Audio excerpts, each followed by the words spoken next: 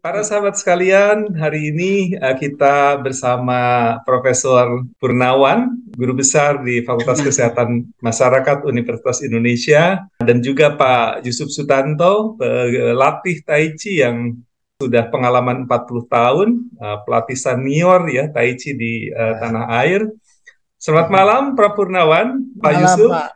Ya, Saya ini terima kasih Purnawan yang sudah bisa Purnawirawan. ngumpul. Segera pembicaraan kita ini seputar kesehatan ya, sesuai dengan bidang Prof. Purnawan dan juga ini peminatan Ya, Pak Yusuf ya, menggeluti ya. kesehatan melalui jalan Tai Chi. Nah, topik yang mau kita angkat ini mengenai konsep jalan cerdas ya menuju kesehatan. Ini Prof. Purnawan, apa yang maksud dengan atau bagaimana ini konsep jalan cerdas membangun kesehatan ini? Terima kasih, Prof. Baik. Wah, bisa panjang tuh ceritanya, Pak ya. Ya. Saya kan belajar dari Pak Yusuf ini, Pak. Teori tentang Oh, balancing, baik. tentang keseimbangan, Hmm. tentang yin and yang. Ini kita agak-agak ini dulu, Pak ya, jalannya. Anunya. Baik. Jadi kan dulu orang berpikir misalnya ini eh, manusia itu diciptakan untuk menguasai dunia ya alam antroposentris ya kan Baik. wah yang di bumi ini yang paling penting manusia ya kan tapi kan dampaknya kelihatan itu karena kita yang paling merasa paling penting akibatnya maka terjadi kerusakan-kerusakan di bumi karena kita merasa yang paling penting kan gitu. Padahal kan justru kita diciptakan untuk memelihara alam kan gitu. Jadi sebenarnya konsepnya kan ada dua yang Hmm. berlawanan dengan antroposentris yaitu biosentris yang pertama. Hmm. Bahwa semua makhluk hidup itu sama pentingnya kan gitu. Baik. Tapi ada lagi yang namanya ekosentris. Oke. Ya kan? Jadi bahwa tidak hanya makhluk hidup tapi juga benda mati pun ya kan. Hmm. Jadi itu pun juga bermanfaat ya kan. Jadi artinya Hmm. saling keseimbangan. Jadi Baik. memang kuncinya kan keseimbangan, Pak. Jadi Hmm. ya itu satu. Baik. Kunci yang kedua kan kalau teori yin yang kan selalu di antara positif ada yang negatif atau ada negatif Hmm. ada positif. Saya selalu bilang seperti pandemi. Hmm. Pandemi itu kan blessing in disguise, ya kan? Baik.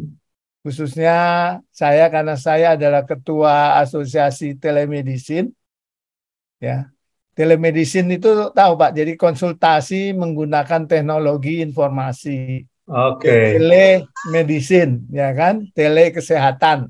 Hmm. Kesehatan menggunakan teknologi informasi lah. Ya, termasuk yang kita lakukan Hmm. sekarang ini menggunakan Zoom. Dengan menggunakan Hmm. Zoom, kita bisa berkomunikasi dengan siapapun di dunia ini, ya kan? Betul. Kan gitu. Jadi telemedicine kan di sana. Nah, telemedicine ini sebenarnya jalan cerdas, Pak. Salah satu Hmm. jalan cerdas, Oke. ya kan? Eh, Ada dua jalan cerdasnya. Kenapa? Karena kalau di Jakarta itu untuk mengunjungi dokter itu perlu waktu bukan main itu, Pak. Kalau saya misalnya nganter istri saya ke Bintaro, Hmm. itu 2 jam jalan, 2 jam pulang. Betul. Dokter yang paling 15 menit, 30 menit Hmm. kan gitu. Artinya ada wasting time 4 jam ya kan. Yang Betul. padahal kalau kita menggunakan telemedicine 4 jam itu bisa dipakai untuk yang lain. Hmm. Jadi artinya itu salah satu jalan cerdas. Ya, betul. Ada Tapi efisiensi karena kita ya penghematan kan ya. kita sendiri ya justru telemedicine itu penghambatnya adalah dokter-dokter yang sudah praktek. Oh, begitu ya. Nah, karena dia nggak mau kehilangan, ya kan, Hmm. kehilangan kekuasaannya dengan Hmm. telemedicine, kan gitu. Ya, seolah Karena tergantikan ya, peran mereka jadi ya. ya betul. Hmm. Nah itu, jadi banyak sekali kita menggunakan jalan tidak cerdas, ya karena Hmm. yang hambatan yang kita buat sendiri. Itu nanti ke kuda matinya dari situ. Gitu. Kuda cerdas. Jadi jalan tidak cerdasnya itu kuda mati kan gitu. Tapi saya mau terusin tadi ya jalan cerdas. Baik. Contoh Indonesia kan Pak ya. Indonesia itu impor beras itu nggak kira-kira kan Pak. Betul. Ya kan. Impor beras itu hampir 6 juta ton ya kan. Kita ya itu 10% dari kebutuhan kita. Padahal kalau kita ngomong karbohidrat, Indonesia lebih dari cukup. Misalnya ngomong singkong, ya, ubi di Papua, jagung di NTT, ya kan sagu di Maluku. Ya. Itu kalau dihitung, itu sudah ada yang hitung tuh orang IPB, kita berlimpah ruah. Betul, karbohidrat itu murah ya. Itu murah. Betul. Kitanya yang bikin sendiri, menciptakan sendiri menjadi jalan tidak cerdas. Orang meminta orang Papua makan beras, ya kan? Orang NTT makan beras. Ya, malah jadi beban dan tidak sehat ya. Nah, betul ya kan? Karena jadi dari situ kan itu sebenarnya banyak sekali jalan-jalan cerdas yang sebenarnya juga sudah diketahui lah dari dulu ya. Kalau kita mau tadi merenung tentang keseimbangan alam gitu. Nah itu sekarang juga saya lihat saya kemarin baru baca Korean natural farming. Jadi itu juga Jadam ya, Jadam's Way namanya, itu ada di YouTube itu Pak, ada sekitar 20 sesi yang punya itu, artinya yang menggagas itu menjelaskan bahwa dunia ini sudah dikuasai sama ya itulah Taipan, konglomerat yang menciptakan manusia menjadi tergantung. Padahal pupuk itu disediakan oleh alam kan gitu. Jadi Korean natural farming itu bagaimana mengembalikan lagi farming ke tangan petani, tidak bergantung pada perusahaan-perusahaan raksasa. Pupuk, insektisida, pestisida itu yang punya perusahaan raksasa. Nah, itu salah satu sebab juga menjadi jalannya mahal, bukan jalan cerdas itu. Iya. Karena ada dampaknya ke kesehatan manusia. Betul, ada dampak ke lingkungan juga ya. Betul, ya itu balik lagi ke tadi ekosentrisme. Betul. Jadi semuanya sih berkaitan Pak. Jadi maksud saya kalau kita mau menghayati itu sebenarnya jalan cerdas banyak gitu. Dan itu sebenarnya disediakan oleh alam jauh lebih murah. Ini mohon maaf, saya sebagai dokter juga kadang-kadang ngeritik dokter Pak. Karena dokter menciptakan ketergantungan pada pasien kan gitu. Ya kan? Antibiotik misalnya. Iya. Penggunaan antibiotik sampai 90% di Indonesia kan nggak betul Pak. Ya kan? Sekarang untung ada remnya. Apa remnya? BPJS. Dulu kan kalau Pak Yusuf berobat ke dokter, ya kan? Sengaja dibikin resep mahal karena Pak harus bayar nanti masuk ke apotek sebagai penghasilan rumah sakit. Kan gitu. Baik. Dengan BPJS kan enggak Pak. Kalau kamu sakit kamu dioperasi sama usus buntu, ya segini tarifnya. Terserah apapun jadi BPJS rem kan? Itu ya? Ya itu jadi rem. Itu salah satu jalan cerdas sebenarnya. Ya, BPJS itu jalan cerdas ya. Bagus. Iya Pak. Karena itu kan artinya mau nggak mau orang yang sehat memikul ya kan gotong royong untuk membantu yang ada sehat. konsep gotong royong betul. Ya kan gitu. Sama lah di tanaman juga begitu ya kan. Daun-daun yang jatuhan itu membantu untuk menyuburkan tanaman sekitarnya. Jadi kita juga bersatu kan gitu untuk mengurusi orang yang sakit. Memang ada sekarang menjadi moral hazard juga ya kan. Karena ya itu salah satunya, misalnya sekarang kan hampir berapa persen ya itu artinya bagian besar dari BPJS kan habis untuk mengobati penyakit-penyakit yang mahal Pak. Iya betul. Penyakit kanker, jantung, gagal ginjal ya. yang sebenarnya itu juga jalan tidak cerdas, Pak. Tapi itu sudah terlanjur kronis. Kenapa? Karena asal muasalnya adalah kebanyakan dari diabetes. Oh, itu Ya kan? hulunya ya, diabetes ya. Ya, salah satu hulu yang paling besar di Indonesia itu kan diabetes, ya kan, darah tinggi. Darah tinggi kita udah 33%, Pak. Tapi 2/3-nya tidak terdiagnosis. Itu data Riskesdas itu ya. Sehingga 2/3-nya jalan terus, ya, termasuk juga DM, jalan terus merusak. Kan gitu. Ya kan. Nah, merusak itu baru orang tahu diobati telat, terlambat. Jadi salah satu jalan cerdas kan memang preventif, ya kan. Oke. Nah, Itu kuncinya ya, lagi balik ke preventif ya. karbohidrat tadi ya. Ya, Ya kan? antara lain ya, ketergantungan ke beras ya. Misalnya saya kasih contoh Pak ya, di Filipina, kota Manila, dan di New York, saya nggak tahu sekarang berapa kota yang menganut itu, Coca-Cola, Pepsi Cola yang literan itu nggak boleh dijual, Pak. Oh, oke. Karena itu kan isinya gula, Pak. Ya kan? Jadi yang dijual tuh hanya yang botol kecil yang boleh. Itu juga sebenarnya jelek ya kan, tapi dia kasih rem di situ. Nah, artinya itu salah satu penyebab kenapa kita punya hipertensi, DM dan seterusnya gitu kan. Sebenarnya jadi jalan cerdasnya yang gampang, Pak, ya kan? Bagaimana kita bisa menghalangi raksasa-raksasa dalam bentuk Coca-Cola, dalam bentuk Pepsi Cola itu ya kan kita cegah kan gitu. Nah, Bu Sri Mulyani kan sudah mau ngasih tarif ya, tarif mahal untuk minuman soda ya kan. Tapi kan tapi kan ada perlawanan terus, Pak. Betul. Akhirnya belum bisa diterapkan sampai sekarang. Menurut saya itu salah satu juga jalan cerdas karena itu meskipun cuma bentuknya peraturan, tapi itu dampaknya luar biasa itu, Pak. Ya, ini jadi media ya, Pak, untuk mengerem ya. Artinya regulasi. Kembali ke jalan cerdas. Ya, regulasi yang membawa dampak besar, tapi sebenarnya regulasinya sederhana, kan gitu. Ya.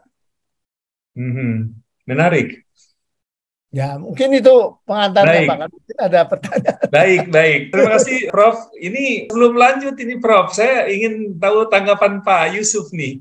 Sekarang ini luar biasa sebagai konsep ya. Mungkin di kalangan kesehatan ini sudah lama ya konsepsi mengenai ekosentris, biosentris, bagaimana kesehatan. Kalau di kesehatan belum juga, Pak. Belum terlalu ya? Ya, hanya sebagian kecil lah orang berpikir. Oh, baik. Jadi sekarang bagaimana kita mensosialisasikan ya, mendorong konsep jalan cerdas ini ya, Prof ya. Ya, artinya ini kan secara konsep ini bisa dijalankan, mudah, murah. Ini tinggal masalah kesadaran ya, Prof ya. Betul. Dan itu artinya kan kesadaran itu hanya bisa kan lewat pendidikan, Pak. Ya. Kan? Betul. Karena di situ kan otak kita yang masih bersih harus diisi. Ya kan. Kalau di Jepang misalnya, itu kan anak-anak SD diajarin bekerja sama, Pak. Nggak boleh ada janitor itu. Mereka membersihkan WC sendiri. Mereka harus melakukan sendiri ya. Betul. Itu di kita, ya kan? Di kita hilang tuh. Yang padahal dulu zaman saya masih bersihin sekolah itu saya. Iya. Kan? Tradisi yang hilang itu. Ya kan? Sehingga jangan heran kalau kita juga pada kerjasama ini kelihatannya nggak penting ya, tapi penting untuk kesehatan juga. Ini untuk pembentukan karakter sebenarnya ya, Prof. Ya, gotong royong itu kan, posyandu bisa jalan itu kan karena konsep itu. Ya, betul. Membantu kan gitu. Makanya kan konsep posyandu dulu bisa hidup. Ya. Dulu gotong royong masih kuat kan gitu. Kan gitu. Ya. Nah itu saya kira menumbuhkan kembali ya karakter jiwa gotong royong yang mulai hilang itu. Kalau kan perlu ditanamkan di masa anak-anak itu ya. Pendekatan ilmunya Pak Yusuf semua berubah. ini, Pak. Itu ilmunya Pak Yusuf semua itu saya ambil. Cuma saya terjemahkan aja di kesehatan kan gitu. Baik, baik. Jadi saling berbagi ya, Prof. Ya. Saling memberi ini, saling mendukung untuk hal-hal yang kebaikan. Ya. Baik, Pak Yusuf, ada masukan untuk berbagi ya dari apa yang disampaikan Prof. Purnawan tadi? Jadi Prof Terima ini kasih. saya kenal sudah lama, gitu, Ya. dan kita sama-sama ke Honolulu itu hari itu pada Ya. Oh waktu ya, di East East West West Center Center, ya. toh. Jadi Baik. memang pendekatan kita ini budaya East West Center kan budaya, toh, bukan Ya, politik, ya, toh. ya. Dan termasuk Prof Purnawan ini mendalami Fritjof Capra itu, gitu. Dan karena Ya. masalah-masalah bagian yang sulit-sulit, saya selalu rekonfirmasi kepada dijelaskan oleh Profesor Purnawan ini, gitu kan. Saya kan Baik, baik. backgroundnya bukan dari itu, dari medis, dan Ya, ilmu ya. hidup, ilmu mati, Baik. tekstil, Yang paham bidangnya ya. Tapi setelah saya pikir-pikir, masalahnya itu salah cara pandang itu. Jadi yuk menaruh kuda di belakang kereta, sedangkan kuda itu harus ditaruh di depan kan, gitu. Jadi kita punya policy ini meletakkan kuda di belakang kereta, justru akhirnya keretanya nggak maju mana kayak gitu. Nah, memuncak lagi ketika dia Profesor menulis saya masuk ke majalah The Dancing Leader itu. Bicara lagi melanjutkan metafor tentang kuda ini. Prof ini bilang, kalau kudanya mati, ya tidak hidup, itu jangan diributin bagaimana di training size-nya, jogging itu, gitu. Lalu cari pecut yang bisa menghidupin, nggak bisa itu semua, gitu. Lalu ngobrol-ngobrol lagi, menyusun budget, membawa gedung. Indonesia tuh Pak, bikin task force. Task force menghidupkan kuda mati. Jadi, ini ada kesalahan paradigmatik yang menurut saya suara-suara Prof Purnawan ini harus dihidupkan itu dan dikembang luaskan itu ya. Saya hanya bagian itu dorong itu, ya itu supaya suaranya harus toanya digedein, itu aja lah. Ya. Jadi memang sebagai satu gagasan yang cerdas ini harus ada kolaborasi ya, Prof Purnawan ya. Ini hanya bisa jalan dengan kolaborasi, nggak bisa satu bidang atau segelintir orang, apalagi secara individual gitu ya. Ya, asal kita mau membuang kuda mati tadi, Pak. Ya. Artinya kan banyak pelayanan-pelayanan sudah absolut yang itu sebenarnya. Tapi masih kita teruskan juga kan itu. Padahal biayanya mahal kan.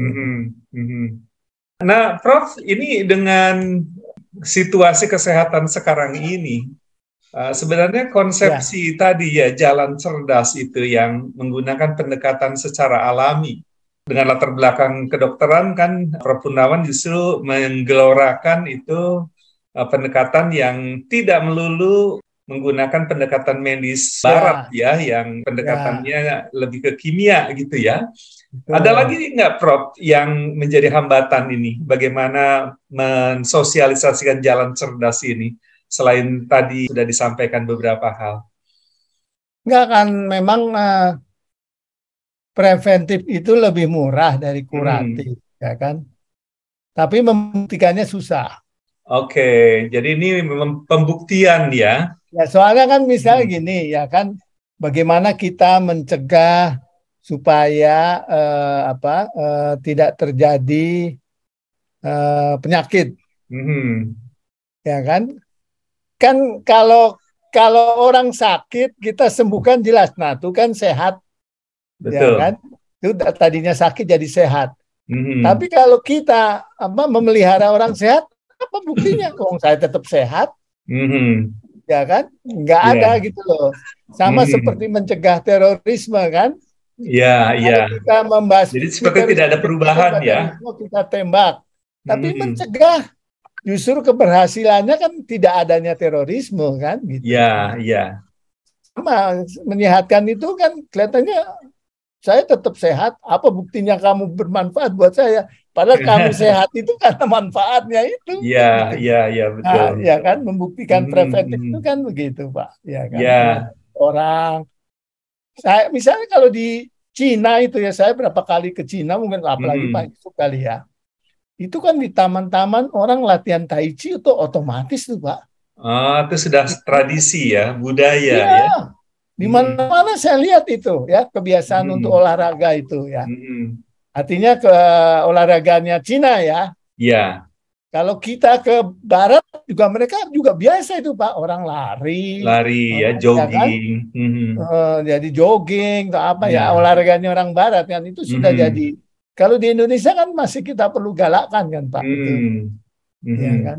Padahal itu cara sehat juga, cara artinya Betul. jalan cerdas untuk Mhm. berbagai mencegah gitu ya. Jadi kalau itu Mhm. dibudayakan sejak, Baik. sejak dari sekolah kan gitu ya. Mhm. Itu kalau dihitung cost-nya itu luar biasa itu, Pak, ya kan. Mhm. Cost benefit-nya maksudnya kan. Baik. Tuh, membiasakan orang supaya sampai Mhm. tua dia tetap menyediakan waktu 30 menit Mhm. tiap hari kan. Betul. Itu sesuatu kebiasaan yang harus lahir dari kecil kan gitu. Mhm. Dan kalau itu Jadi dilatih itu dampaknya luar kebiasaan biasa. jadi karakter ya. Iya. Jadi Mhm. preventif itu orang tahu preventif apa is better than cure ya kan. Mhm. Prevention is better than cure ya. Ya. It's much cheaper kan juga gitu. Mhm. Mhm. Ya. Dan akan lebih terasa ya kalau kita melihat masyarakat sehat ya sebenarnya. Ya Meskipun betul. memang Ya. dari sakit ke sehat itu pembuktiannya kelihatan ya, tapi orang semua sehat itu sulit melihat apakah ada perubahan ya menjadi Ya sehat kan nggak dari ada sehat ya itu. kan begitu ya. Ya, padahal kesehatan itu atau menjadi sehat itu harus menjadi kehidupan keseharian ya.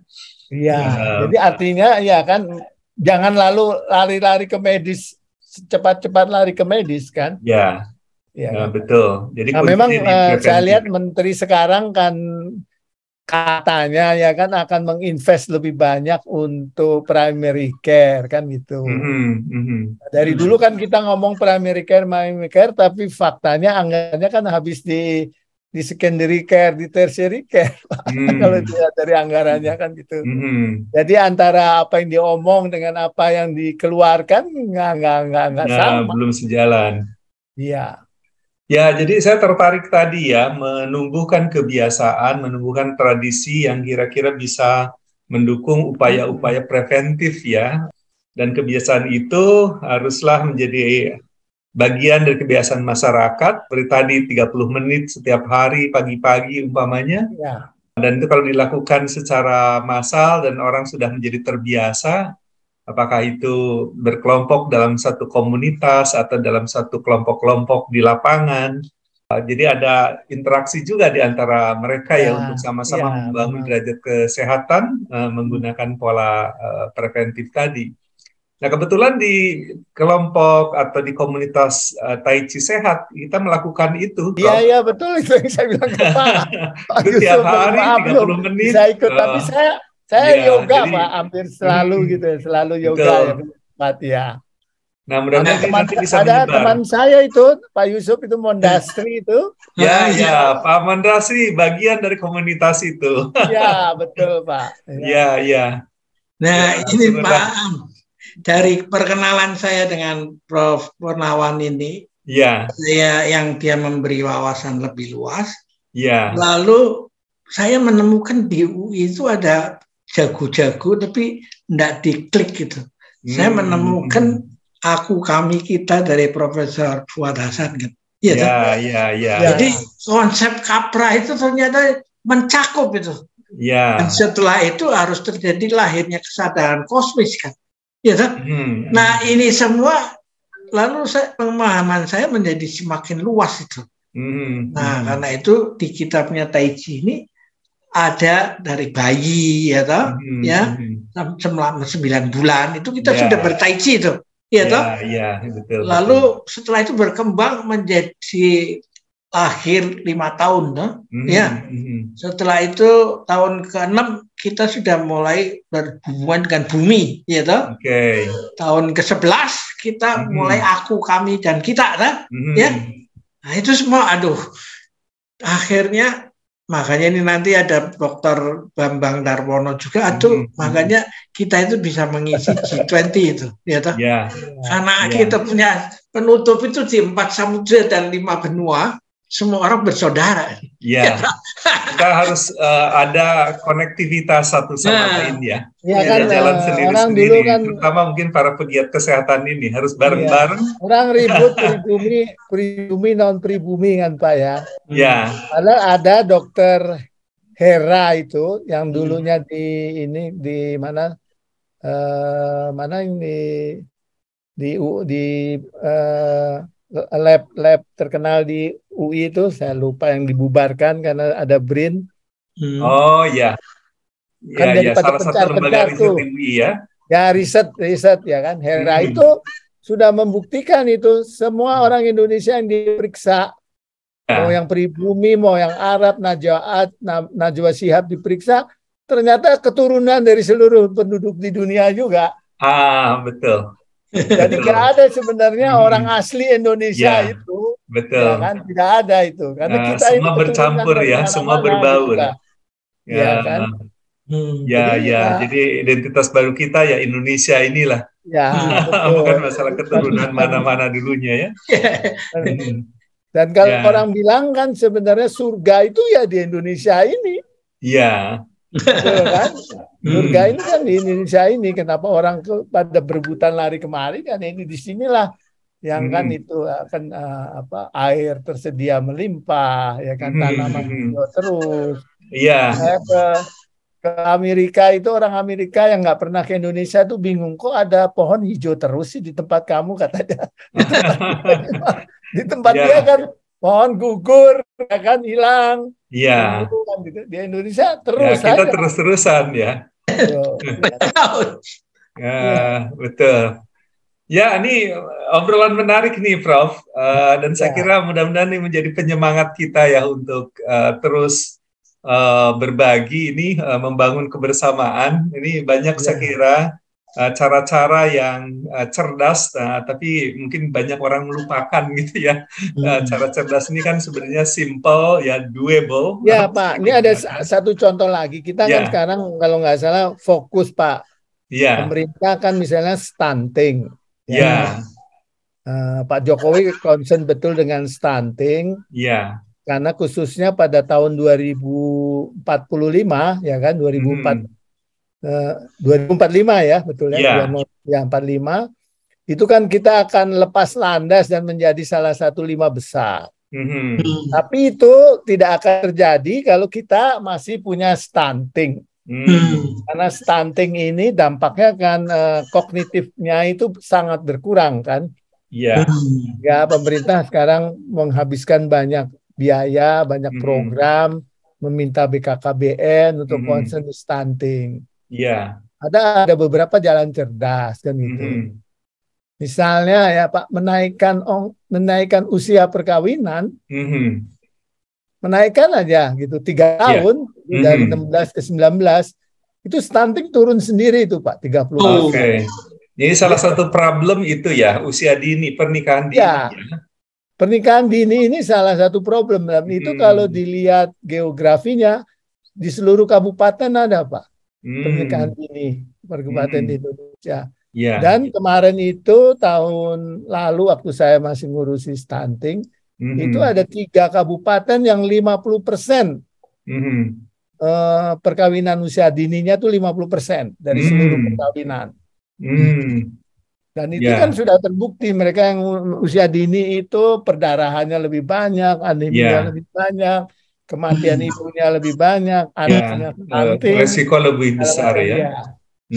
Jadi artinya cukup aja konsisten gitu loh, pemerintah ya kan gitu. Tidak boleh, artinya gitu lah, usahakan supaya ya kan ya. Persoalan kan ini memang ada adat lah, ada kawin lari lah kalau di NTB kan, ada masalah pangan kalau di Indramayu sehingga harus dinikahkan kan itu. Betul.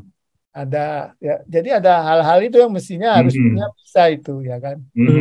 Pemerintah harusnya disitulah ya, karena itu cara-cara mudah untuk tadi bagaimana anak kita supaya lebih sehat kan itu. Betul. Jadi itu saya memasukkannya ke dalam, kalau Pak tahu di dalam regulasi ada yang namanya standar pelayanan minimal (SPM). Baik. Standar pelayanan minimal itu sekarang masuk, waktu itu kita di 2014 sebagai aturan di dalam Undang-Undang Pemda. Ya. Baik. Nah, yang membawa konsekuensi kalau tidak dilaksanakan, maka Pemdanya akan mendapat peringatan, kan itu bupati lah ya, kenceng sebenarnya, tapi memang penerapannya tinggal. Sebenarnya undang-undangnya kuat. Nah, salah satu yang dimasukkan kan itu, Pak, bagaimana supaya tadi urusan-urusan yang tadi jalan-jalan cerdas itu bisa dilaksanakan, karena itu tanggung jawab pemerintah daerah kan gitu. Baik. Untuk menyehatkan masyarakatnya. Baik, terima kasih Prof. Purnawan. Ini menarik sekali. Ini gagasan besar yang saya kira kita perlu terus sosialisasikan bersama ya, melalui jejaring kita, melalui kolaborasi ya antar bidang, antar ya unsur lah di masyarakat ya, nggak bisa dikerjakan oleh sekelompok orang atau dari disiplin bahkan kesehatan saja ya. Kan semua mimik manusia, Pak. Ketawa pun kalau sendirian kan nggak ada artinya. Betul, betul. Ketawa ini kan baru berarti kalau dengan teman-teman. Ya, betul, betul. Nah, saya kira dengan kesadaran itu kita mulai nih di kelas Pak Yusuf, Pak. Mimik manusia tuh mimik sosial, Pak, bukan mimik individual gitu. Betul, betul, betul. Karena kita dasarnya adalah makhluk sosial ya, yang memiliki kesaling bergantungan ya. Jadi marilah budayakan itu kesaling bergantungan, budaya gotong royong ya, budaya konektivitas, kebersamaan yang sekarang tuh kelihatan hilang gitu ya. Padahal itu penting sekali ya untuk meningkatkan derajat kesejahteraan. Justru kan itu balik lagi ke ekosentris. Ya. Justru bumi ini terjaga karena keberagaman kan. Betul. Ya. Keberagaman itu memang anugerah ya. Ini satu hal yang perlu disyukuri. Betul. Nah, menarik Prof. Ini terakhir Pak Yusuf, ada yang disampaikan untuk acara ini sebelum kembali ke Prof. Purnawan. Yang saya kaget itu sini banyak S2, S3 yang ikut Taiji tiap pagi. Dan yang saya kaget itu ini sebentar lagi kita mencapai 2 tahun itu.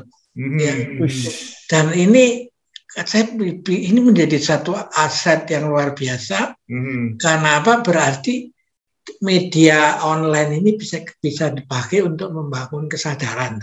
Iya. Dan ini pendekatan yang paling murah ini, ya kan? Dengan media online jalan cerdas tuh, Pak. Jalan cerdas nih, bagian dari jalan cerdas ya, Prof. Untuk kita sudah membuktikan. Motivasi singkat ini karena banyak yang tajam gitu, yang sehingga itu saya mau menunjukkan bahwa orang yang udah mati itu apa? Dia sudah tahu malam-malam berdoa minta supaya disuruh bangun, bisa dibangunkan pagi, ya toh? Dan tapi masih belum yakin dipasangin waker, ya toh?